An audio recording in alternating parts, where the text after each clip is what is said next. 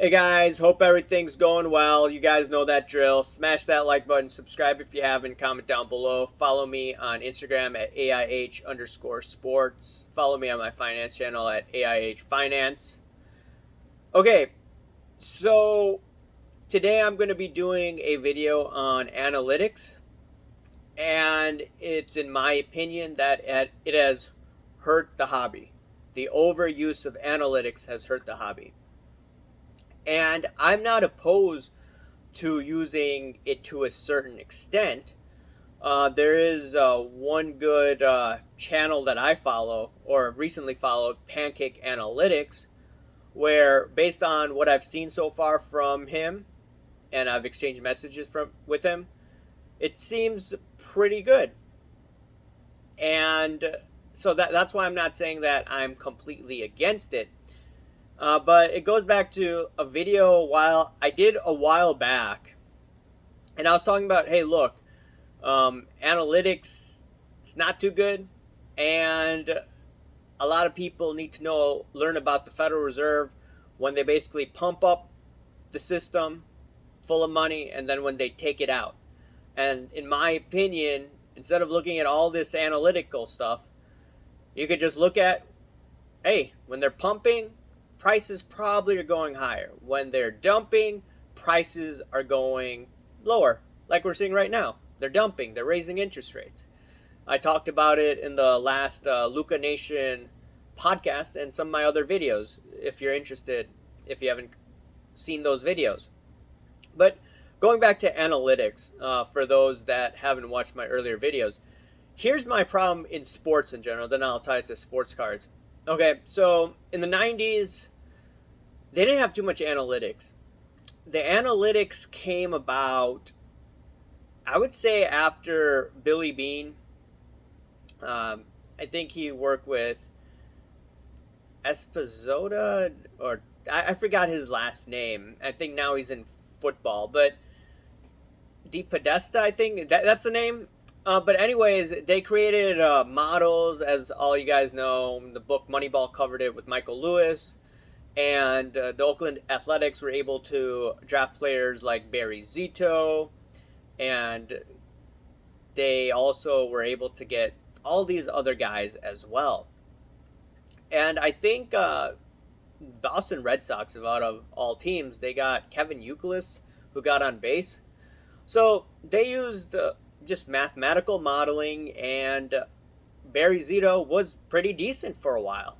But then he had his troubles, and then he won, I think, a World Series with the San Francisco Giants. So analytics help teams in small markets like Oakland Athletics back in the day, and then today you could say the Tampa Bay Devil Rays, for some reason, they are able to draft pitchers much, much better than these big market teams. And these big market teams like the Yankees, they really haven't won anything since the 1990s. They won once with Girardi in 2009. They are, by the way, having a good year this year so far. So it looks like the Cubs of 2016, based on what I'm seeing. So I think they could pull it off as long as they don't have crazy injuries. Everything's clicking for them. But putting that aside, so that's the intended use for analytics, small market teams, but everybody in the industry used it. And then it transferred over to other sports such as basketball. Now, I really don't like watching basketball because every team tries to mimic the Golden State Warriors, and they don't have a big guy in the middle like in the 90s. I mean, you had Shaq. That was fun basketball. You had Dennis Rodman guarding Shaq, of all things. That was interesting to watch. And Dennis Rodman wasn't a big guy. I think Billy Corbin was talking about it in a Joe Rogan podcast. Just interesting times. 90s basketball, for you guys that are younger, it was amazing. It was fascinating. But now, I mean, yeah, I still watch it here and there, but they all just shoot threes. And they're not Steph Curry, and they're not Klay Thompson. So that's my problem with it. It's too much analytical stuff. They draft these guys that are tall that can shoot threes. Okay, they can shoot threes, but there's no inside game anymore, from what I've seen. So that's my problem with analytics in sports. Now, there are some good analytics that could be used. For instance, the shift. Even though I'm a lefty, I think that's a good strategy. They're going to get rid of it next year, it looks like, in baseball. Um, what the NFL does well or did well in the past is they looked at the Wonderlic score of quarterbacks. Higher IQ quarterbacks tended to do well. Not all, but the ones that win Super Bowls. I've talked about in previous videos, like Brady, Breeze, Wilson. Mahomes had an above average score. The Manning brothers. You could go through all these quarterbacks. Stafford. They're all high IQ guys, right? They all tend to be 6'3" to 6'5", right? They tend to have big hands, right? That type of analytics, I'm fine with. But now to sports cards. Sports cards,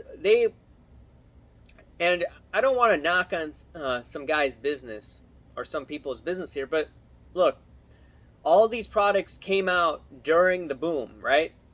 And a lot of people were subscribing to it. Initially on 2020, it was great. Early 2021, analytics was fine, looking at the data. But now we are down in the dumps, right?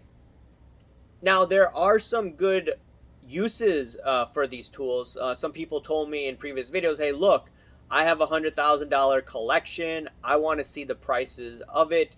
Should I sell, or if I need a trade? Okay, sounds good. If you have a LCS store or you're a dealer, you need to know the fluctuation of the prices, so you're really well versed on comps, so you don't look like a fool in negotiation. Those that go to the shows to negotiate, yeah, you need to know the comps, right?